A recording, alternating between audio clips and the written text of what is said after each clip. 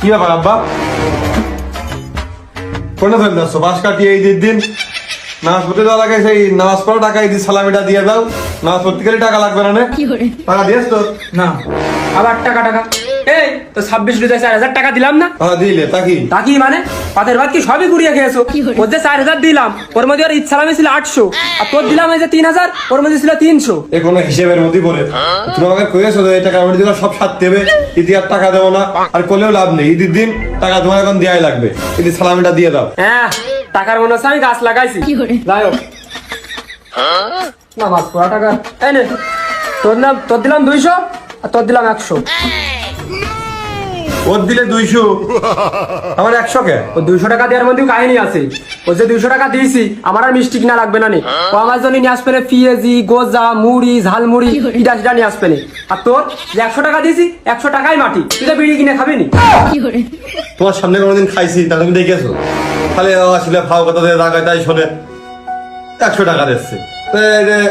ইমাম, মসজিদ, মাদ্রাসা, ঈদগাহ সব জায়গায় টাকা দিতে গেলে কোনোদিন হয়? আর কালকে চুল কাটিয়ে দেখেছো, চুল কাটা টাকাও তুমি দাওনি। কোনোদিন হয়? কদিনই টাকা ভালো মতো টাকা দাও দিনি। টাকা মনে আমি আর 1 টাকাও দিতে পারবো না। দিবা না মানে? তাহলে তোমার 100 টাকা তুমি নিয়ে দাও। টাকা দাও না কিন্তু আমি সব ভাঙচুর দিয়ে সব আস্তে আস্তে লইয়ে দিলাম। হ্যাঁ হ্যাঁ, যা পারিস করিকে। আমি আর 1 টাকাও দিতে পারবো না। আর দে দে, 100 দে। হ্যাঁ, ও তো ভৈসল্লি বাদ দিয়ে তাড়াতাড়ি নামাজ পড়তে আর। দেখি টাকা ভালো না, এখানে আমার ওইখান দাও, আমারটা আমার দাও। এখানে পড়া নিখানে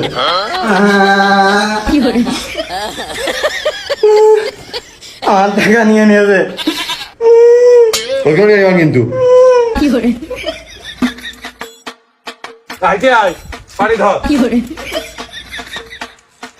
এক প্যাকেট বেনসন কিনবো, একটা স্পিড কিনবো, বিড়ি বসতাম স্কুল মাঠে।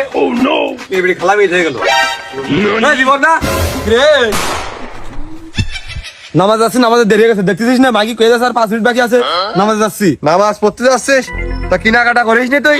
লুঙ্গি গেঞ্জি পুরনো বেড়ে যাচ্ছিস কে? আর কইস না দোস্ত, ওই আব্বা মার্কেট করা টাকা ঠিকই দিল, কিন্তু তো কাল রাত্রি ওই সল্টুর দোকানে যে IPL খেলা, যে বাড়ি বাড়ি খেলা হচ্ছে, ক্রিকেট খেলা, ওইটাই হচ্ছে ওই টাকা বলে ধরলি ডবল দেয়। তাই ওইটা একজনের পক্ষে পড়ে ওইটা ধরিলাম, ধরিয়ে নিয়ে ওইটা ম্যাচ ঠুকে গেছি।